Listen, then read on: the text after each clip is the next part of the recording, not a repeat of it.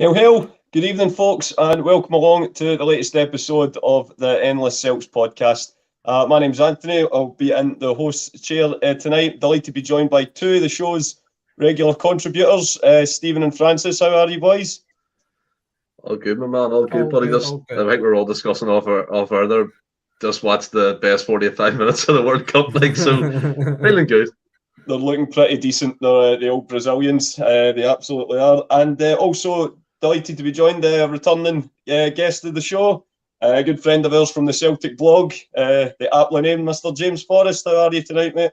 I'm good, mate. Thank you very much for having me on.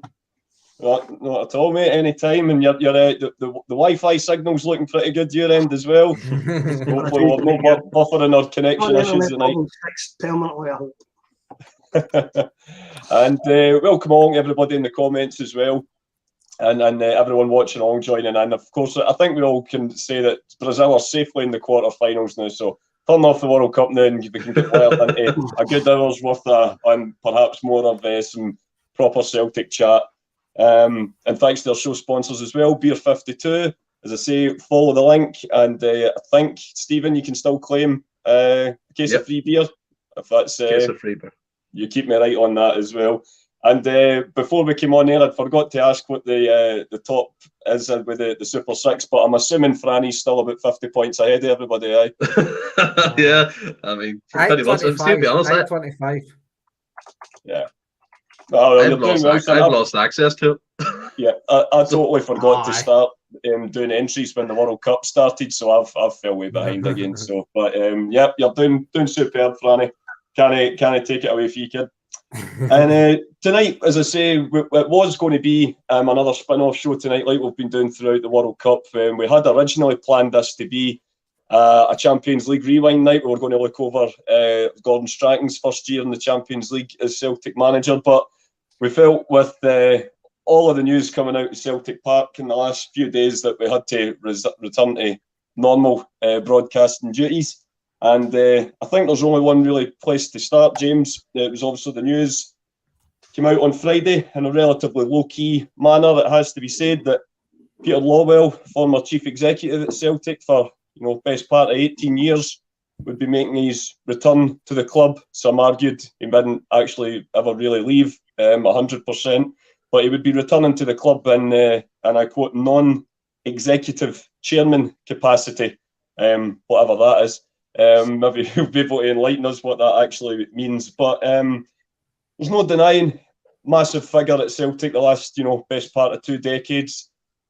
He's obviously been chief executive during a very successful period in the club's history, but that's only one part of the story. And for many within the support, he's still quite a divisive figure. And his return has not been universally welcomed by the support. What's your thoughts on the news itself, the way it was made, and what you think this will mean for the club going forward? Well, it's dreadful. It's dreadful news. And I can't understand that so many people seem to be playing down the possible significance of it. If this was anybody else at the club who had simply been shuffled from one position to another, I don't think the concerns would be so great.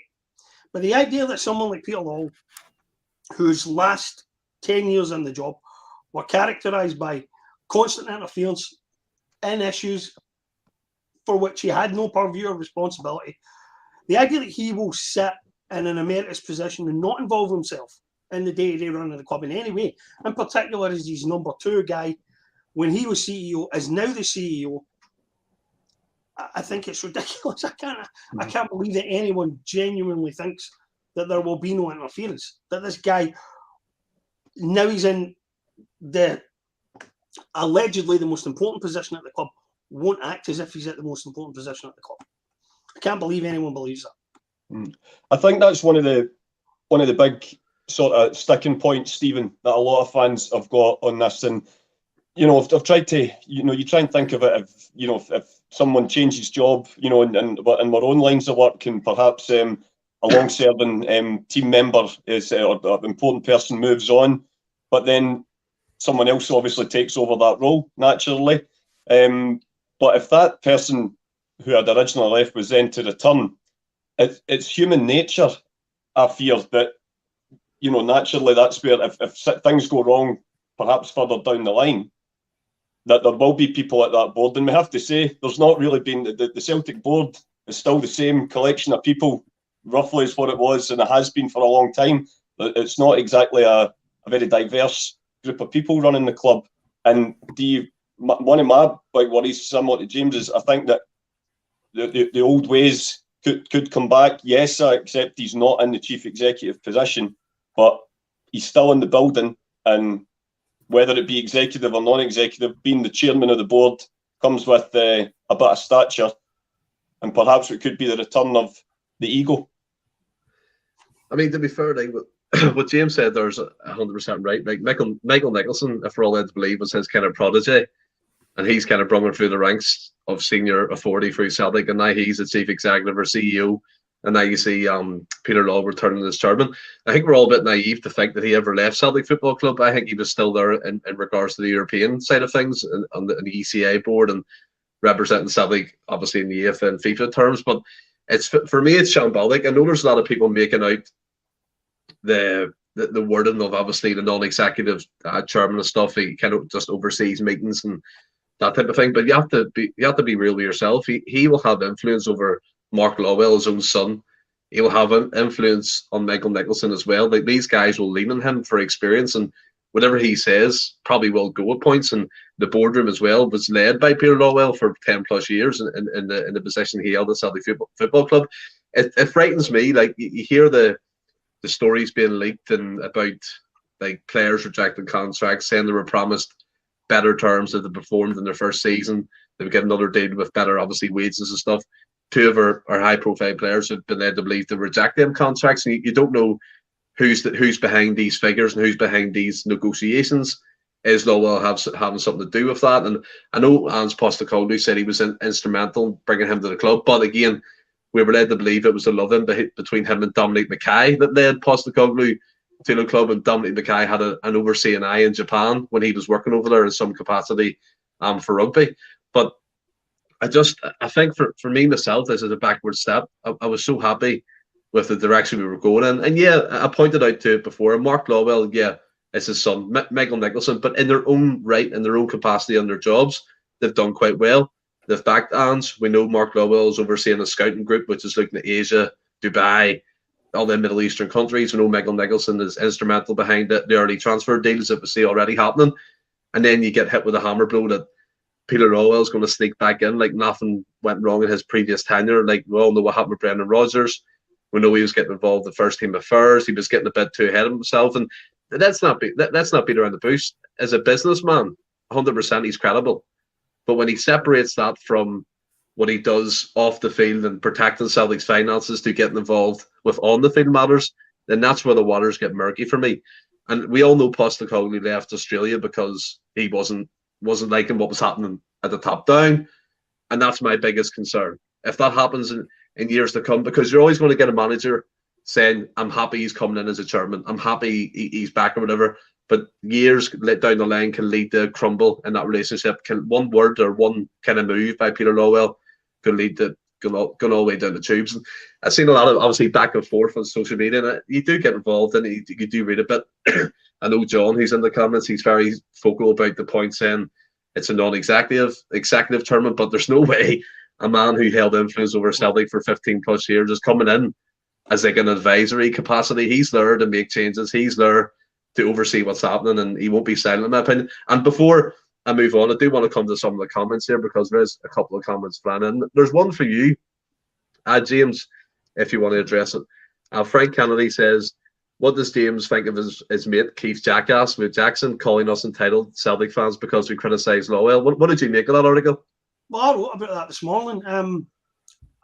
I've heard Lawwell use similar language. I mean, Keith Jackson's not smart enough to have drawn that conclusion on his own that that's what Lawwell was talking about when he said, we'll get a hard time from these people because we get hurt, or we play by different rules, or we're judged by different stuff. Whatever it was he said. Jackson is too stupid to draw his own inference from that. So I'm sure that Lawwell made it quite clear that he was talking about the Celtic fans being the ones who did the judging.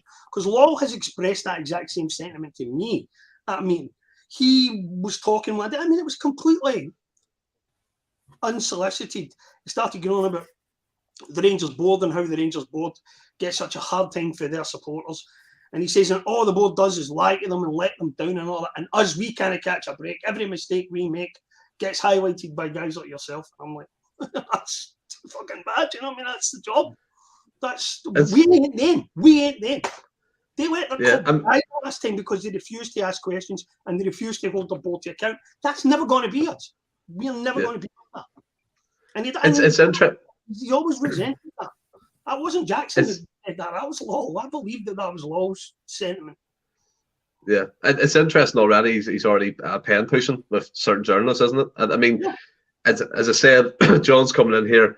Don't be bringing me into this when not the argument points. I'm just going by what people can see on Twitter. John, you're very vocal about it. He'll be making his long-awaited return soon, I'm sure. But listen, in fairness to John, and I'm sure he's not the only one who's shares his views on it. And you know, John's, from what I could gather in the group chat, was more let's reserve judgment and wait and see, and that's fair enough, Franco. So I'm going to come to you. I'm aware that it's, Celtic's a big family. We don't all speak with the one voice, so I'm leaving it up to you. I don't know what your own views are on it, but is there anything you can sort of counter with it in the interest of fairness? I suppose in the interest of fairness, you've kind of got to say, well, let's see what he does. But yeah, we know what he has done in the past. Unfortunately, he's not coming as an unknown. We know what he's done. Yeah, he's done plenty good, but he's done plenty bad. Like Stephen said, he was a good businessman. I hate going back to old transfers, but Stephen Fletcher, John McGinnon, Ivan Toney aren't they good business moves, whatever way you look about it. And I think the combined, I think it was about $1.5 million over the free transfers cost us free transfers. Which is, I mean, Ivan Toney was in the building and we haggled there $900,000. It's ridiculous. So, from a business point of view, that's not good. And I think, obviously, that was like latterly Peter Lawwell. It just turned into a de facto director of football and stuff. And it was like he was bringing players in. Like the writing was on the wall. Like when Brendan Rodgers, arguably our biggest manager, high-profile manager since Martin O'Neill, and especially at the time, one of the biggest high-profile managers in British football at the time. Granted, Ross has nailed it before that Rodgers needed Celtic as much as Celtic needed a Rodgers. But when Rodgers is coming out going with the Marion Shred one, that famous statement going, I've never seen the guy play. It's not like we've got enough wingers already in that. It's like, you've got to start asking quite like, I know, maybe the cynic in me is saying it's the non-executive role. Is that maybe Celtic try to just put that in there to appease the fans a wee bit? Just I'll say it's non-executive, but like you have said, he was literally the top dog at Celtic. He's not got to come in and not have an influence. I mean, I'm probably of the type that as long as everything's on the park, I kind of excuse a lot at board level to go rightly or wrongly. It's one of them I kind of didn't pay attention to it a lot, but when it's somebody like Lawwell, who I done a lot of good over his 18 years, but in the last sort of 10 years of that, it was just hung around too long. Maybe should have got out with. Yeah, never officially left the building, so to speak, but we knew he was keeping that position on the board at board level for the European thing, and that I think everybody was on board with that in the sense that within Europe we've got a voice, so to speak, at boardroom level. And the fact that they didn't even answer the question at the AGM and stuff, they obviously knew then that, I mean, obviously these chairmen and positions like that within the club only made in a 2-week spell. They obviously knew back when the AGM, they'd obviously had discussions and that was always going to be the plan. But to not even do it, then drop it the same day you announce a signing and things like that, I think they just tried to hide it in there. I'm not necessarily worried right now. I'm more going to try and go down the route of let's see what happens. Let's see what influence he has. But again, that could be way too late because I'm sitting going, well, let's see what it does. Then maybe 6 months, 12 months down the line, everybody's gone, we told you so. We told you so. So it's, I'm trying to give him the benefit of the doubt, but it's hard when you know what he's been up to, like some of the stuff he's done in the past. Well, that's the thing, James. A lot of people his defenders will always say, "Evening, Grandad Tomlinson." His supporters will always look at, the monies that he generated for the club, and some of them you absolutely do have to take your hat off. The Nike deal, the New Balance deal, even the record-breaking deal with Adidas as well.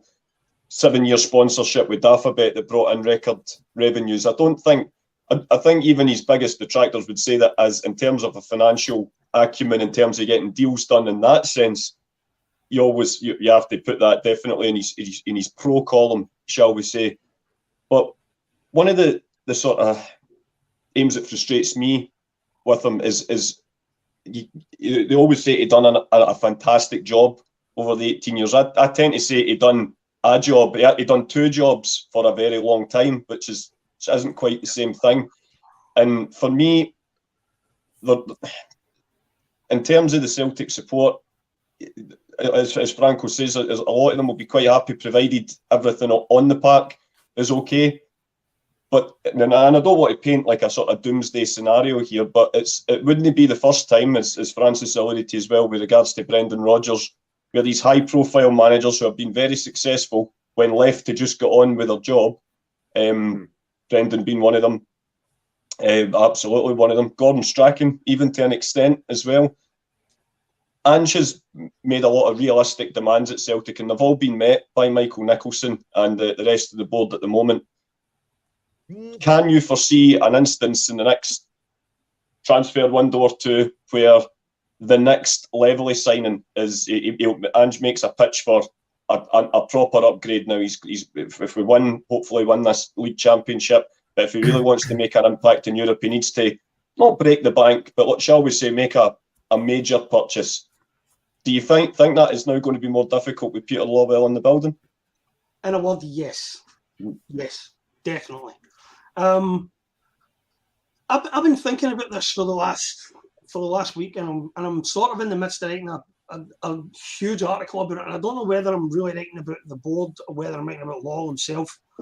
But if I've got some of these facts wrong, I'm going to shoot the researcher right. I don't think so. The way I see it, we've got 4 phases of modern Celtic here, right? 2 before he arrived and 2 after. The first one was Fergus. Fergus did all, as far as I'm concerned, the groundwork for modern Celtic was laid by Fergus McCann. This board has had no impact at all on building on what Fergus did. Because Fergus built the stadium, Fergus started to work on the training ground, Fergus established the season ticket culture, and our income at that time regularly reached 80 million, 70 million, 80 million, 90 million per season when Fergus was there and when Fergus was running the show. Then you had the Martin O'Neill phase. Now, Martin had won a treble and a double, and we'd got to a European final before Lawwell arrived. So Lawwell gets the credit for the trophy haul. The 29 trophies in 17 years, that was getting banged loudly over the weekend. Banged loudly. There were 51 trophies up for grabs in that time frame. We won 29 of them. That is about what you would expect the dominant team in a 2-horse race to win over that period. Except that for 6 years of that period, there was no challenger in the league. So you have to wonder if we underachieved during that time rather than overachieved. I do know this. Before they went out of business, according to my researcher, we won 9 trophies in Lawwell's first 8 years. They won 10, and they reached a European final in that time. And we know now that they did it by cheating. We know the EBT scheme was there. We know the SFA knew about it. And Lawwell's biggest responsibility in phase 4, which started when they went out of business and the NUCO crawled out of their grave, was to hold them to account for that, to make sure the trophies were stripped, to reform the SFA and get us justice and bring in domestic financial fair play. And by every measure, he failed. By every one of them. A financially doped Ibrox team has now won another title and reached another European final on the back of it. All while he was in charge. It's incredible to me that anybody defends that record. It's incredible. You have to not understand the record to defend it. Yeah, it's definitely his failures at SFA level where he does have he supposedly here that he holds significant influence, it would appear not to be the case.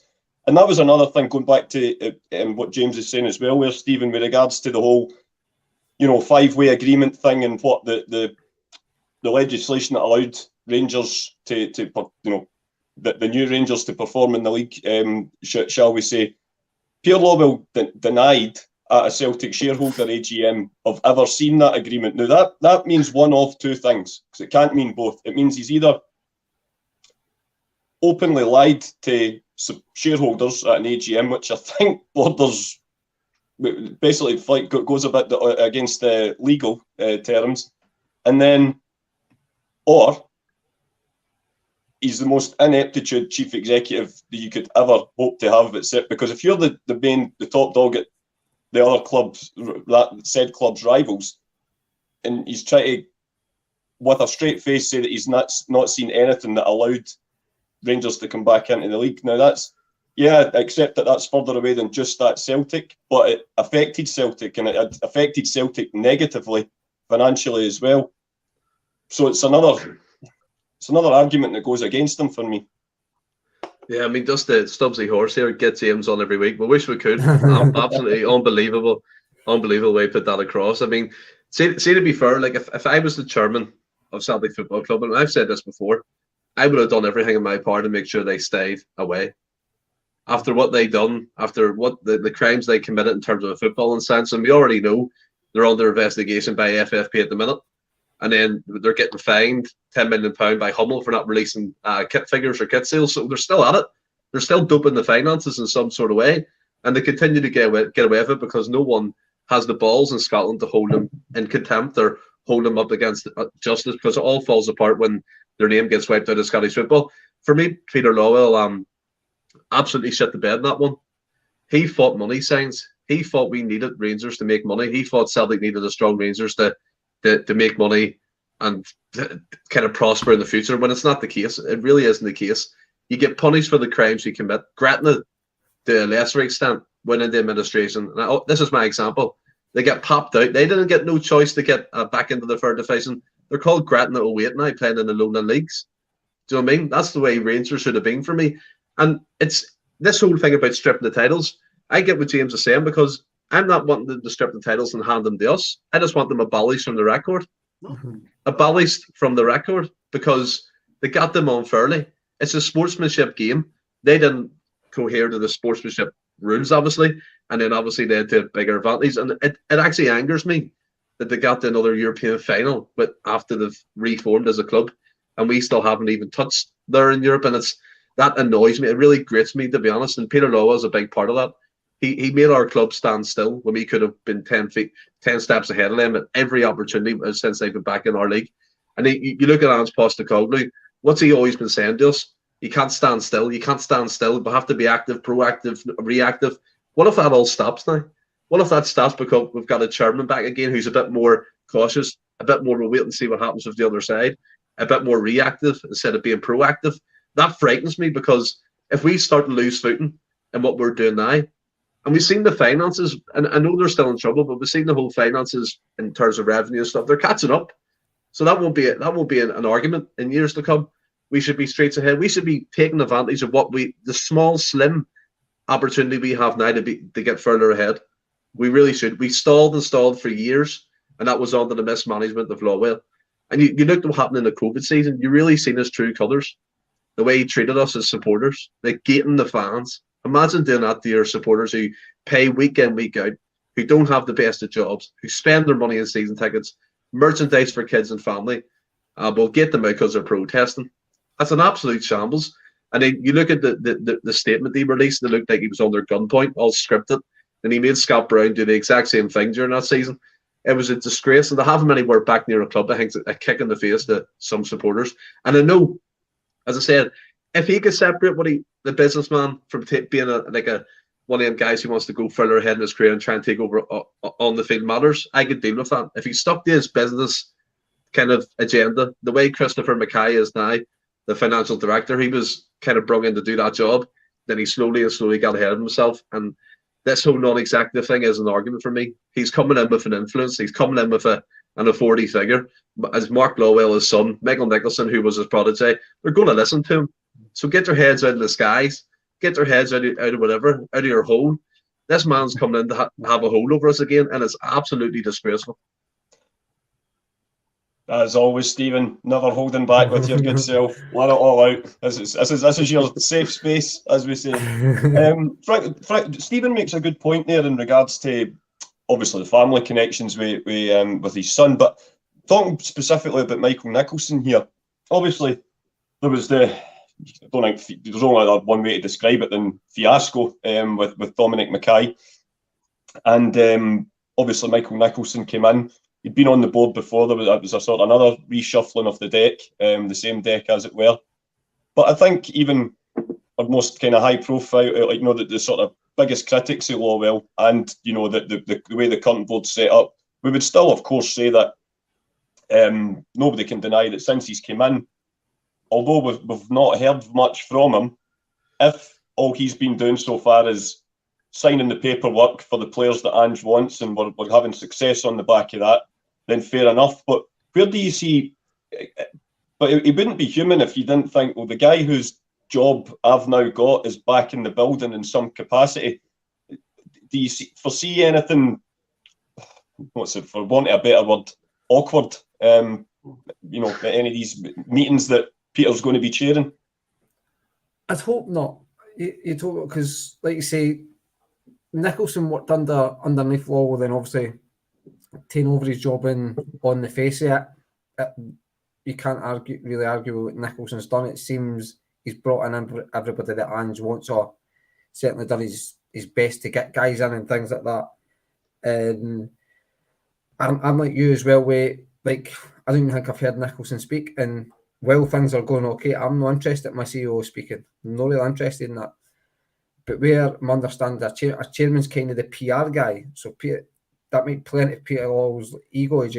I'm going to be like facing front and centre, so to speak. And obviously he'll come in with his ideas, and the new ideas probably not, because like he's only been at the building 6 months really, and 6 to 18 months. It's not fresh ideas.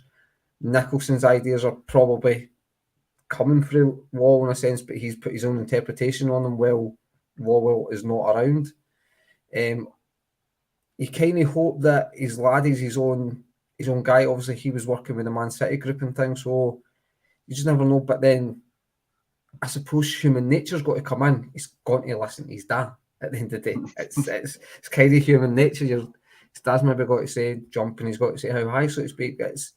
I'm more going to try and be positive, but try to be positive about a guy that openly admitted he didn't look at any of the candidates he had in the draw. Like, obviously, I appreciate that's a theoretical statement he's made. But it's said that there was candidates and he had candidates there for the managerial job. He didn't look at them and offered Lennon a job in the Showers. Disgusting. Like, that's not how a big club acts. He didn't act like, and since he's left, I think we've kind of acted like a big club, how we seem to do our business quietly. I know obviously the World Cup, like the Alistair Johnson one, and the other boy we said it was out there, but Kobayashi, it was kind of out there, and then suddenly they're in. You'd never hear anything for the manager and things like that. Like Lennon was always good for giving you wee snippets saying, I would hope to have one in the door by the end of the week, and that. I can't really think Ange kind of saying things like that. It's just they're in the door and that's it. And so I think that's good in the sense that you act like a big club. You're no airing your dirty laundry, so you're no getting embroiled in stupid transfer sagas. But I'm more trying to be positive, Anthony, simply because everything's good on the park. Maybe I'm turning a blind eye to it a wee bit, but it would, like, as I say, with guys like Mark Lawwell and stuff, it's human nature. You're going to listen to your dad. But see, this is the thing. This is the thing that people shouldn't underestimate as well. The times that Lawwell had a chance to make us better, he appointed Neil Lennon. He brought back Gordon Strachan in some capacity. His book of contacts has about 3 people in it, and it's Dermot Desmond, Neil Lennon, and Gordon Strachan. That's shambolic. And the fact that he's publicly come out Brendan Rodgers is more Dermot Desmond. No, but I was meaning obviously Brendan Rodgers got 100 million twice in 2 seasons. Aye, yeah, exactly. Spend, really. He got It's Sweden, mental. Yeah, but this is like, he has no imagination. He's no outside thought from all his wee box that he's met in his life at Celtic Football Club. Like, imagine bringing back Gordon Strachan in an advisor capacity to us at the minute. Or imagine bringing back Neil Lennon for the second time, and how bad it ends. And this, because we don't have to go through the court because of Gordon Strachan, because he was employed by Dundee as well or something. Aye, like, yeah, because he had a dual job, and it ended up he was part-time to us and part-time at Dundee. It was mental. So we effectively got a loan of the Dundee chief executive to come to us and advise our board. And you look at it, Peter Lawwell, whether he was instrumental, he was instrumental because his son had a word in his ear. So I mean, that's the only reason why. And again, we're praising Lawwell Nicholson, but that's because they stick to their job. They stick to what they've been employed to do. Peter Lawwell got involved in outside business that did not concern him. And that's what the facts are. The Celtic supporters, and I get why some are saying he's good with the finances. 100% he is. We're not denying that he is. But what I have a gripe with is the people don't understand that the influence he had over Rodgers. We lost a manager, as you said, Franny, who brought in record revenue 2 seasons in a row. Champions League football, and look how he left because he was fed up with what was going on in the boardroom. And he actually even said it in an interview that he wasn't happy with how the club was going. He wasn't going to get the finances he needed to take us to the next level. Why would not happen with Postecoglou? Postecoglou is probably easier to piss off than Rodgers is, if we're honest. He left Australia in the World Cup because he was pissed off what was going on at the top of their board, or the AFA, whatever they call it over there. So let's not beat around the bush. If shit goes wrong, he'll be first at the door because he'd be like, I'm not dealing with that. I wasn't here to deal with him. I was here to deal with X, Y, and Z, not Peter Lawwell coming in. Well, that's the thing. I mean, I totally agree with you, Stephen, for what it's worth. And it's a subject, we've been on it for 32 minutes already. We could easily do a full show about it, no doubt. But of course, there is some universal good news that I'm sure we'll all agree on coming up. But just to sort of round off the latest debate about Lawwell, Peter Lawwell, James, like we were saying, that's the sort of the worst case scenario with if Ange was to decide that this wasn't for him, considering that Ange has cleaned up a lot of the mess that Peter Lawwell and others left behind. So just to kind of round it off, kind of give us a best case scenario and a worst case scenario for us as a club going forward under the chairmanship of Peter Lawwell. I'll give you the bad first, right? Because I want to say something about his managerial selection record that terrifies me, right? Really does, right? Lennon twice, Rodgers, Ronnie Dyler, and Ange. Now, Lennon should never have got the job either time. Everybody, I think, now universally agrees on that. He was never qualified for it. He was never the right personality type for it.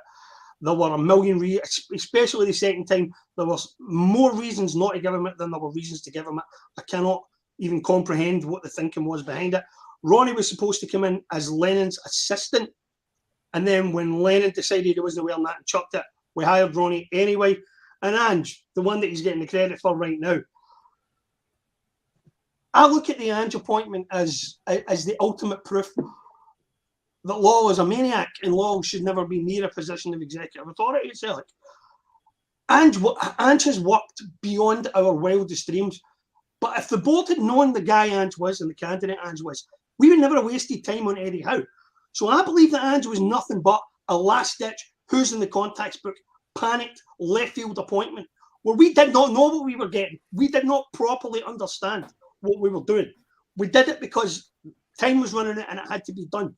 Now, the people who are congratulating Lawwell for that should think about it the way I put it in a piece I wrote this morning. If you and your other half were in Vegas and you walked up and found her at the card table betting the mortgage and the kids' fucking tuition fees and everything else on the last card in a Texas Hold'em hand, right? And that card came up, you might feel relieved and even elated and hug her.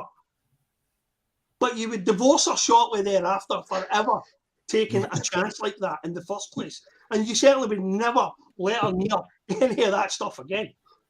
So I can't believe that he's been congratulated for that, because to me, that's insane.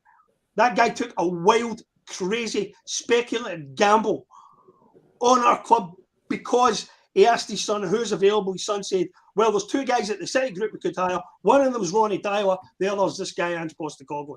And that's what it was.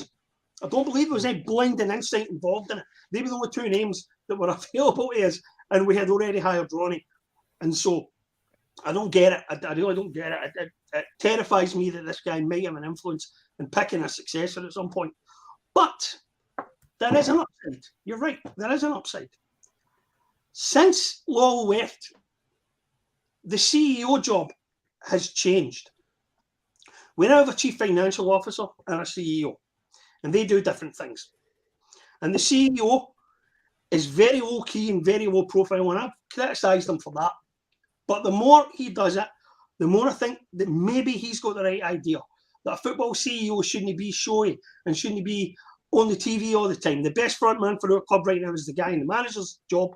He is doing fine at that. CEO doesn't need to be in the papers every week.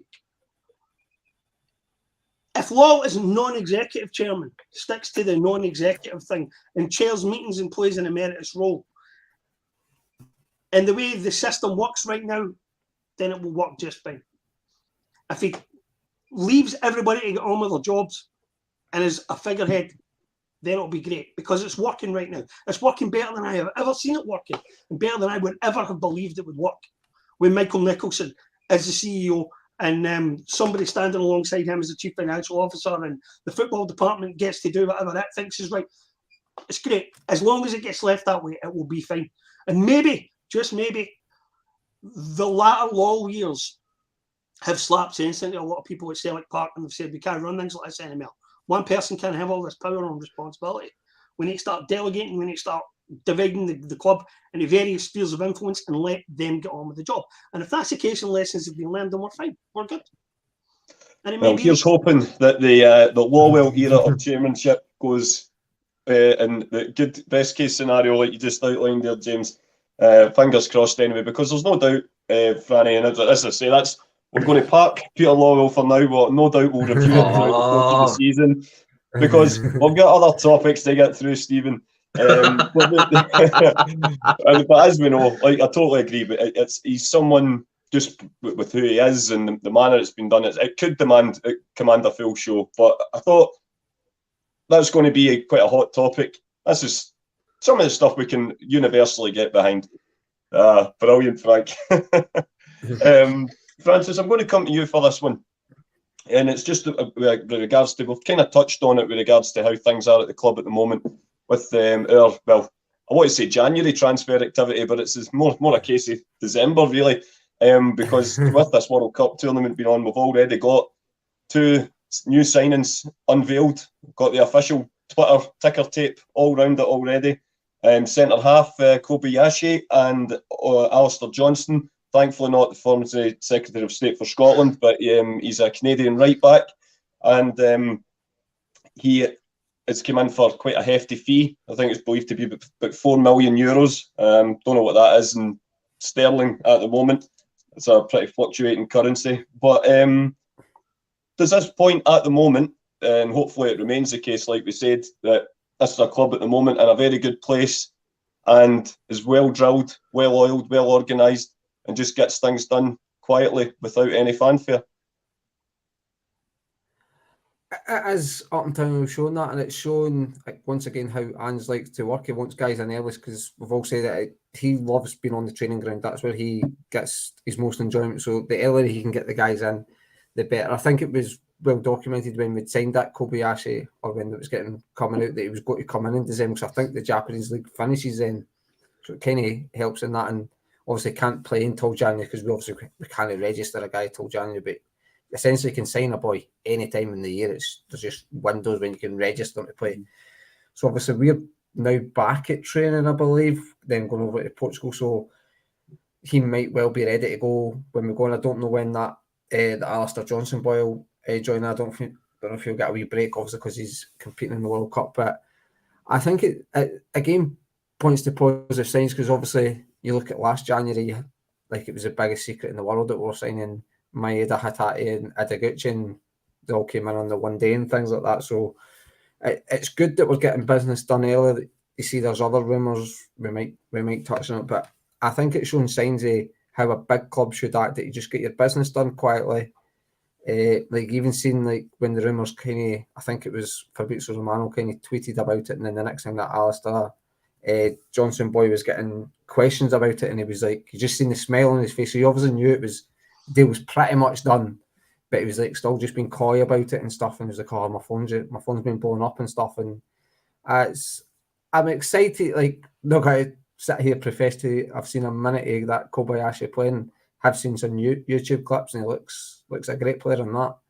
And obviously, not seen a wee bit of Alistair Johnson, but paid more attention to his later games when we found out we were interested in him. So again, looks a player, but we'll just have to wait and see. But I think the way what we've got to what can help us is the fact that Adiguchi and McCarthy aside, probably not be every Ange signing has been a success. And obviously we got that guy in for Benfica as well. I think it's maybe about a year ago we got him in.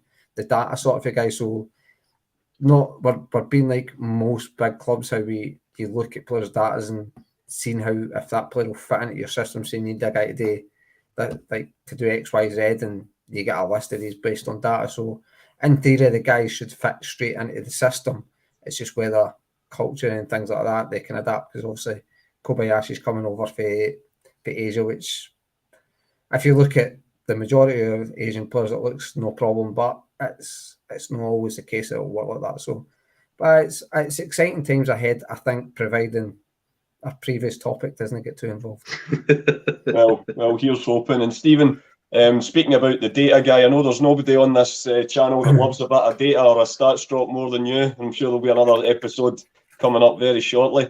But in terms of, it used to, like, forget about XG, it should be XS, expected signings. How many players do you think we could expect to bring in January? Because although we've got 2 through the door already, as your favourite place, Twitter is it's already rife with more rumours about more incomings. Well, I think, to be fair, one thing it does point to that Postecoglou is correct, and he's always been upfront with us saying it's going to be an aggressive strategy we use in the transfer market, and so far every window he's done that, and it's worked quite well. Because what used to annoy me, like Franny said before, you would get Lenny or former manager saying, oh, we've got something in the coming days or in the coming week, and you're like, talking shite. Nothing usually happened apart from a last ditch loan signing from England who didn't get a game for about 4 years. But I mean, what's interesting, the likes of Kobayashi, when you look at him and his kind of profile, he's a young 22-year-old. He's played over 100 games senior level in Japan for his clubs and the people he's represented. And there seems to be a trend with both of these signings. Kobayashi left-footed, can ping a diagonal, can ping it to Mieta or Jad on the right. That looks to be a strong part of his game and take it out from the back. And then you look at Alistair Johnson, who started his career very much as a centre midfielder, dropped back into wing back position, can play right back and can play centre back. So again, he's covering a lot of aspects of kind of utility players who can actually play multiple positions. And he can ping a pass. A lot of his Canada teammates and his manager said he's an absolute warrior. He'll run for you all day. He'll do everything, and he looks a decent fit, doesn't he? He looks strong. He's over 6 foot, decent build, and does that mean Uranovic is away? But I want to point another thing as well. Another player being talked about, Frank Afsha, the Egyptian. He's 26 from Al Ahly. The Celtic are apparently talking to his representatives at the moment, looking like a loan deal at the moment with an option to buy in the summer. But it's interesting because I'm excited about these signings. And I mean, these are something different that we're not used to. It's different from the usual crap we were getting years previous, where, so I mean, like a Shane Duffy, and we're all kind of waxing lyrical about Moya Elyounoussi, regardless of what type of player they were. But these guys coming in, they're like completely unknown, and they take you big excitement. You want to see them on the pitch, and you look at Celtic's strategy at the moment, it's working, and I hope it stays like that. And Postecoglou, he said we have to be ready to let some of our players go. I think we're probably going to get into it, but we can already imagine who's probably first on that list, Anthony. Well, that's the thing, James. Obviously, we have 2 right backs at the club already before Johnson signed. One came through the ranks and has absolutely seized his opportunity, broke into the national side as well, and Tony Ralston.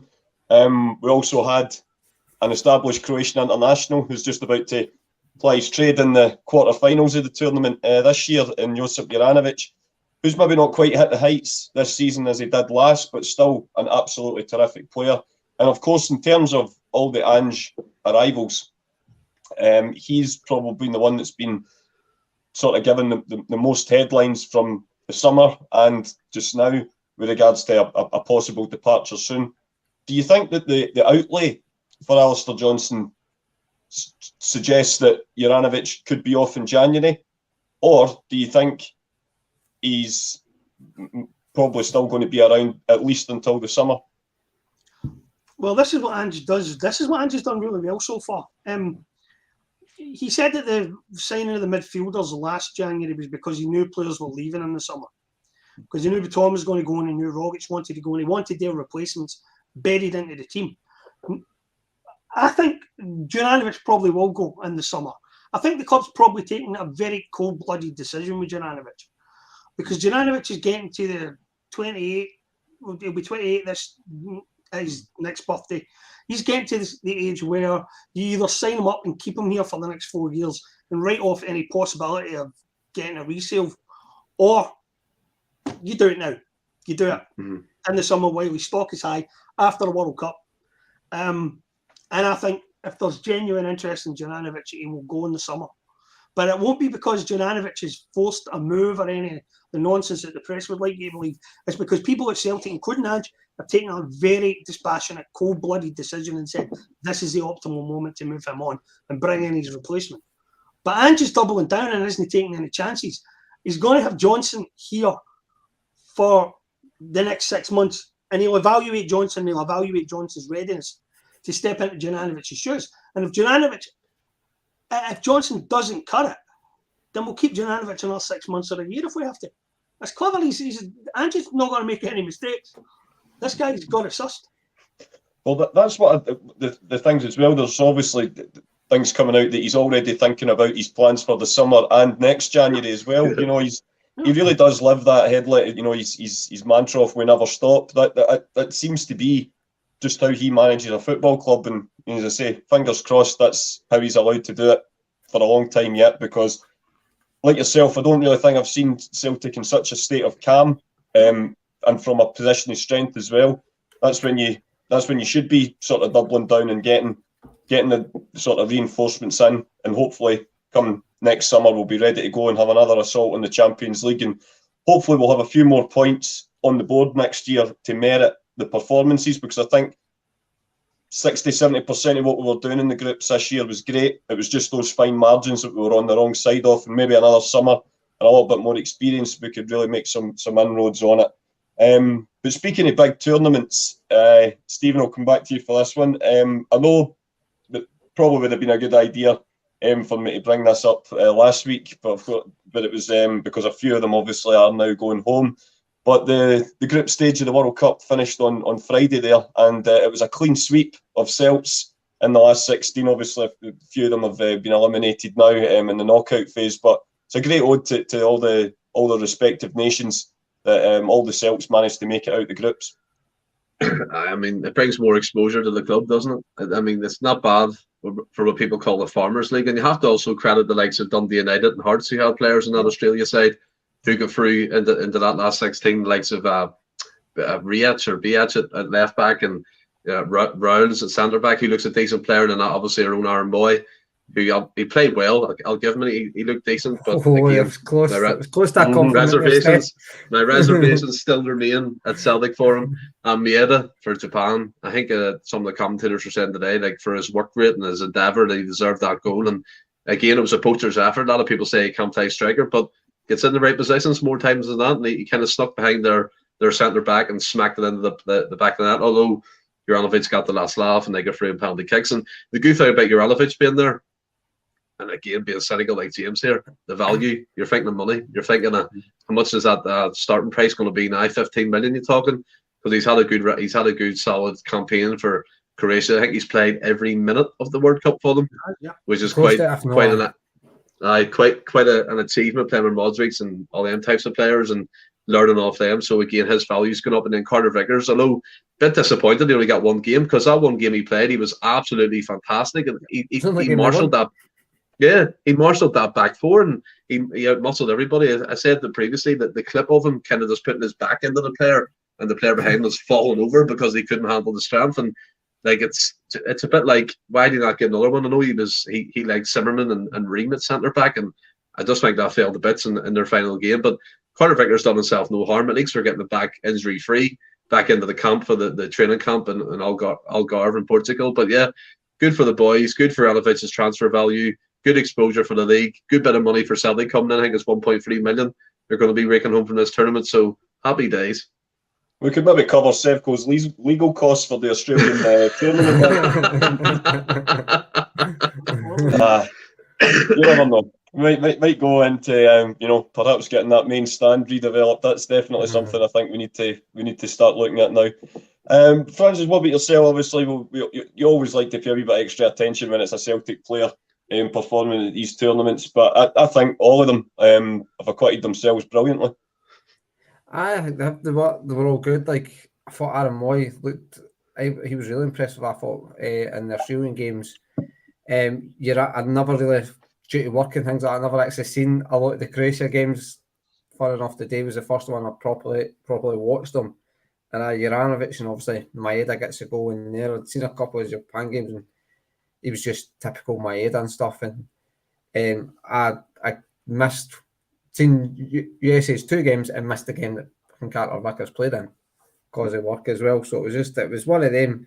But it's like Stephen said, it's great exposure for the league. Like, I did get some of the Celtic fan base are like, "Oh, I hope they didn't play and come back," because then they're not getting injured. It's like, no, we struggle to sell our league to higher profile players or players who want to get to. But if you can say to them, look, we just had 4 guys at the World Cup and they actually qualified for their group stages.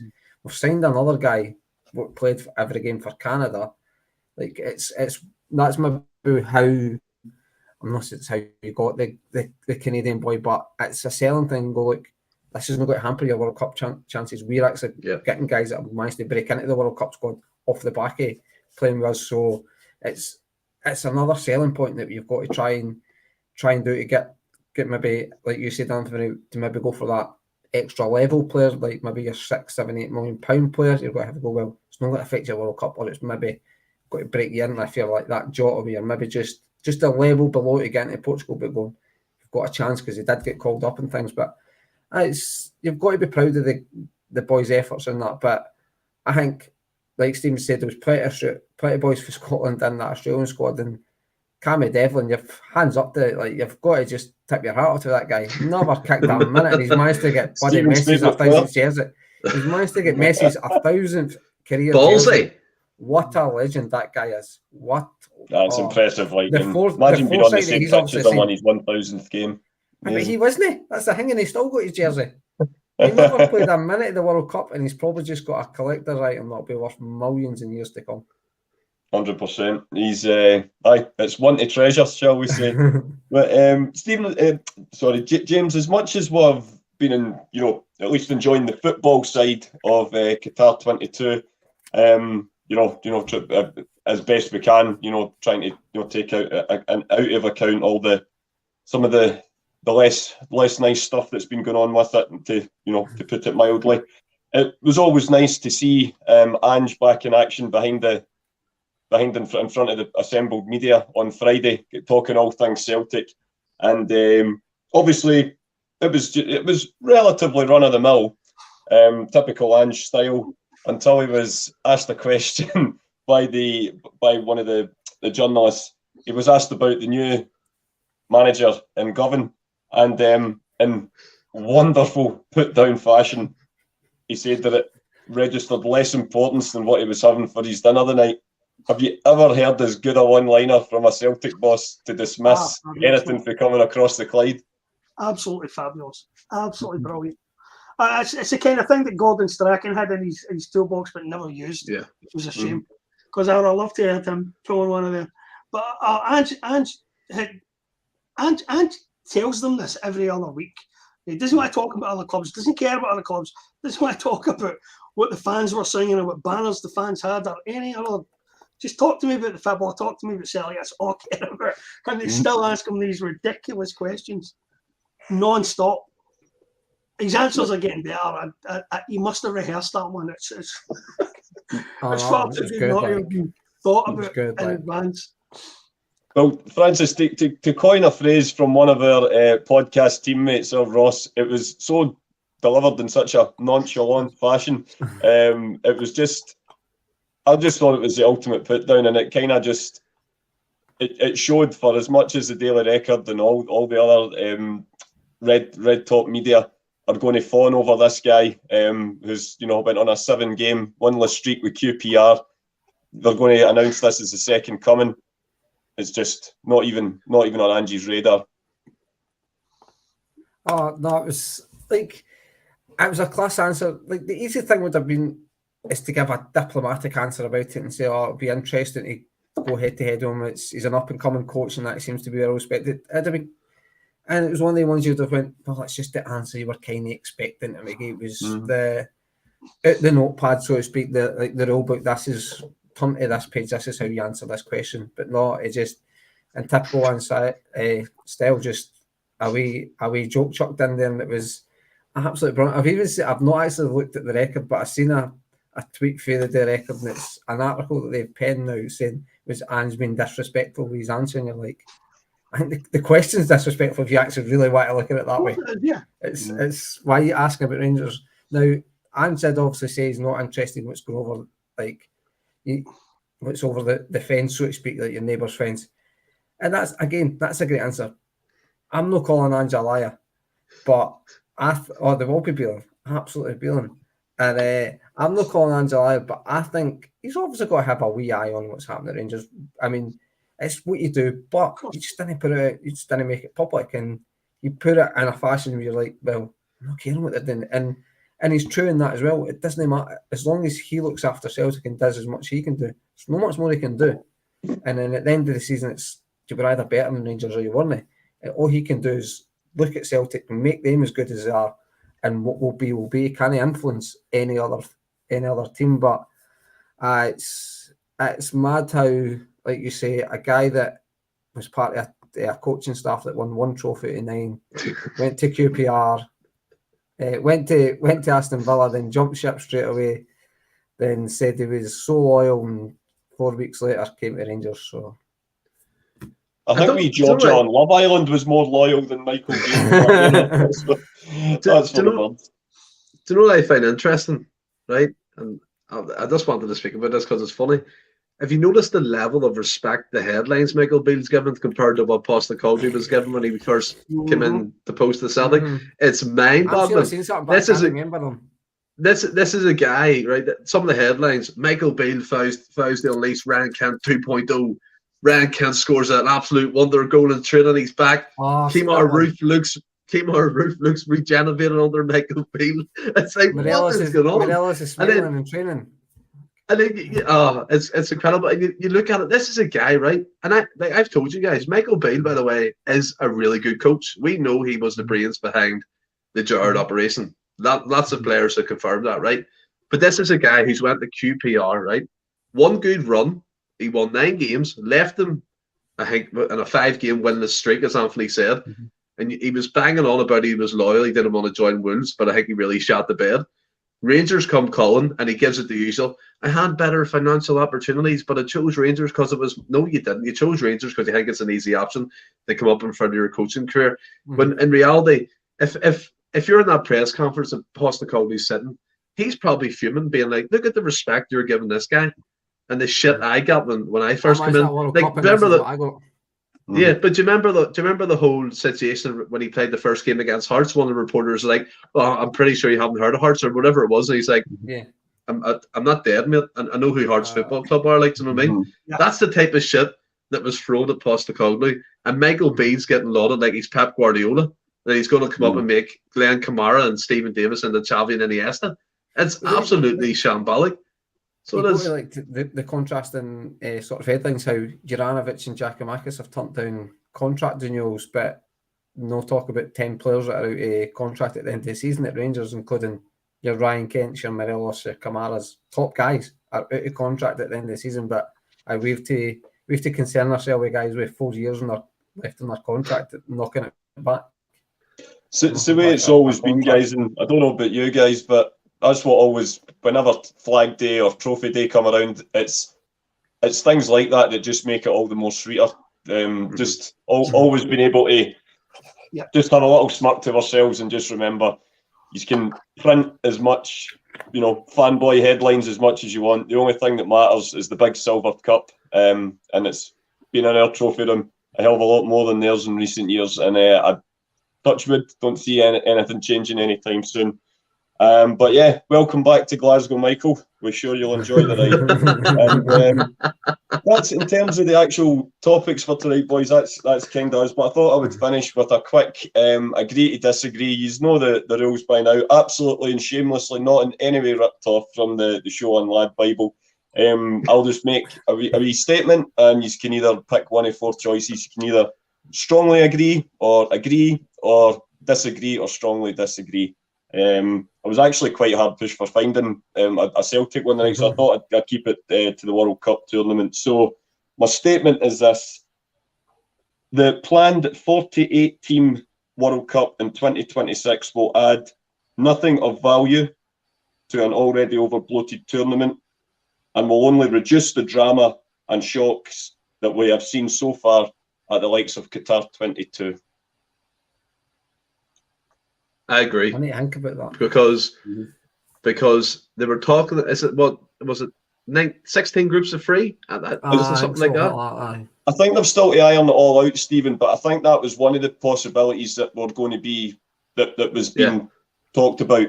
And I think eventually you're going to have it be like all the top 2 teams for every group going through, and then I think it's maybe like 8 of the third, the best to the 8, the third place teams as well, all going through. Well, it's similar to what happens at the Euros now, which it's just, for me, it's just a money-making exercise. It won't add. We've seen some of the shocks this year at Qatar 22 in terms of, the last-minute goals that, put some of the smaller nations through in the upsets and that. But if this was in 2026, you wouldn't have any of that, because Germany would still have probably went through anyway, The reason why I agree is because FIFA or UEFA are never happy without tampering in an already okay tournament. They want more money. They want more exposure for advertisements. They want to have 60-minute games. They want to put chips into footballs. They want to make everything robotic. They're taking the enjoyment from you out of football. The World Cup, yes, it's from Qatar. We talked about it last time. We don't agree with it for various reasons. Obviously, we spoke about that. But the fact is, you have Costa Rica, Cameroon beating Brazil. So, I mean, all these types of nations. Japan beating Germany, knowing they're going to go through. The excitement for them nations getting up and getting through their qualifying campaigns, getting put in the hard yards, getting in the World Cup and actually having a decent crack at the whip. But then, obviously, FIFA want a bit like the Super Club, isn't it, for the bigger nations to try and get them popped through in the top 2, and then have the third place fighting it out. It's just shambolic. Football, for me, the soul is ripped out of it. The soul is gone. It's all money, money, money. It's all what can we push to the fans? What product can we push? What can we change to get more revenue? What can we seem to be more robotic? I mean, did you see the photo on Twitter of the footballs being charged? Did you ever think you would see that in your life? It's absolutely incredible to have all this going type for of... a game of 5s now. Who brought the charge? It's a game of football between 11 men or women on a pitch. It's shocking that it's this complicated now. Everything's do you know what I mean? Everything's just it's moronic. It is. It's shambolic, and keep it how it is. And the whole 2 year thing, we talked about that. Absolutely shambles too, isn't it? The way they want to change everything. It's I strongly agree with. It wouldn't add anything. That's my take on that one. So that's a strongly agree for Stephen. What about you, Franco?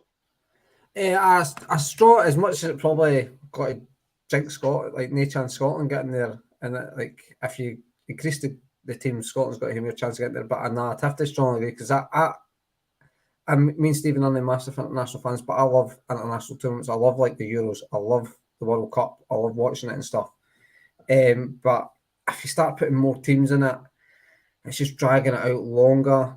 It's making it it's then easier for the bigger nations to get through, because like to go to the Euros, it's arguably one of the hardest competitions to win, because there's good teams in the group stages. Like your Hollands and Germany's easily could go out in the group stages and stuff. But and that's what makes the thing about the World Cup, obviously. I think what's maybe got to, I mean, we're no starting to think, like, obviously it's got to be financially driven, whether folk are against it or not. FIFA, if federations, unfortunately, maybe like your Scotland, the Ireland's, just other these nations, Norway's and stuff that didn't qualify regularly, if they can see a way into it, be given not necessarily backhanders, but obviously I would imagine these FAs would have to sort of contribute financial money towards it and things like that. So I think Scotland and other nations like that didn't really qualify for it will go for it, because it will be, well, it's potentially making it easier for us to get to a World Cup. And then, as much as I'll enjoy it, Scotland, if they got there, it is diluting the competition when you start. It's meant to be the pinnacle, so it shouldn't be easy to get there. Like, it should be hard to get to a World Cup, and then it should be hard to then win it once you get there. And then I think what's going to help FIFA's case, whether they need one or not, to actually make it bigger, is this one in the winter where you've had your Japan's beating Germany, and your Cameroon beating Brazil, and that. Like, Germany aren't really in a great place, and now Japan actually are in a good place. They targeted the quarterfinals. They wanted to get there this year, and they've targeted winning it by 2050 or something. So they're actually plans to win it. But I think the fact that it's in the winter where teams didn't really, they're just halfway through their season, I think that's what's helped with these shock results and stuff. So I think that will help FIFA's case to go and get more teams, because they'll go, well, look, we can get many of these shocks. But it's, like Steve said, it's purely got to be financial. If FIFA want it, it's going to happen at the end of the day. 100%. Yeah, I fear so, Franny, definitely. And what about yourself, James? What's your thoughts on it? Well, I'm going to say strongly agree. It's as I said there, right? They just can't stop messing with stuff right now. You know, that they seem to want to overcomplicate everything. The Nations League should have been killed at birth, and it's became this crazy mad system. But I've looked at it about 100 times and I still don't understand it. Same. I don't get what it is. There's talk that there's a FIFA subcommittee that's studying the idea of having a stop clock and having a game last 60 minutes rather than 90, and just stopping the clock every time there's a stoppage. I mean, they're not going to be content till they've turned the game into something else. I mean, the Champions League reforms are my favourites. They are so confusing and baffling and ridiculous. I mean, I know almost like the Super League, without calling it the Super League. Just have groups of 6. And everybody around the table must have been like, that's a really good idea, until somebody says, hey, I can come up with something better than that. And I read a UEFA official who actually defended the Champions League reforms on the incredible basis that it works in chess. Go figure. There's probably a system in Tiddlywinks that would use 128 teams in the group stages. Did Arsene Wenger will try and push, take shies out and you kick it in to speed up play? Yeah. It's getting to the point where it's unrecognisable for the game that we've all kind of grown up loving. And you of course, I accept I'm all for progress, provided it's not just for progress's sake or change. But I fail to see what will make it better. Now, of course, I take the point that it'll give the chance of it'll increase the opportunity of Scotland being there, and of course, you know, that would be great. But by the same point, if you're only there to make up numbers, then is it really worth it? But I'm sure that'll be for another time, boys. But in terms of tonight's show, that's sort of a wrap, as they say. You've enjoyed yourselves tonight? Yeah, been good. Been good. And it's been great having yourself on, James. It's been too long, but you've enjoyed being back on the show? Yeah, I've been on the show every time I'm on it, but I'm particularly pleased tonight that I've been spared the embarrassment of finishing last in the quiz. So that's well, that was a very seamless link into our promo for Friday night. Stephen, I'll let you do it as a captain of the ship, but just let the viewers know what's happening on Friday night. Well, we'll be doing our big World Cup quiz with the majority of us on, I think, bar John, and it's something to look forward to. A lot of beers, a lot of fun, just having a laugh. Big quiz, Anthony's doing it. We're all looking forward to it. Another extravaganza of us to have on Friday. And also kind of point out, Monty's been giving me grief about my beard for some reason and about my hair. I really do not give a shit, mate, to be honest. I'm happy with how it looks, and you can take the piss if you want, but that's grand. It's all good crack. So he's sexy goatee you've got. Friday night, 8 o'clock, our World Cup quiz. Mr. Anthony Dunn's hosting. That'll be good crack. Everyone tune in, get a beer, get a wine, whatever. Be good. Can't wait. I'm looking forward to it. It's still putting the finishing touches together, but yeah, should be a good one for Friday night. And as I say, if anyone's not been on the Celtic blog yet on Facebook, that's the articles it's a blog that James does the vast majority of the articles for. They're always great reads. I totally recommend anyone in the chat that's not done it yet. In case 74, I totally recommend that you guys do it. It's very worthwhile. But in terms of tonight, that's a wrap, guys, and it's been great. Thanks again, everybody, for coming on, and stay well and keep safe. Hail, hail. Hail, hail. Hail, hail.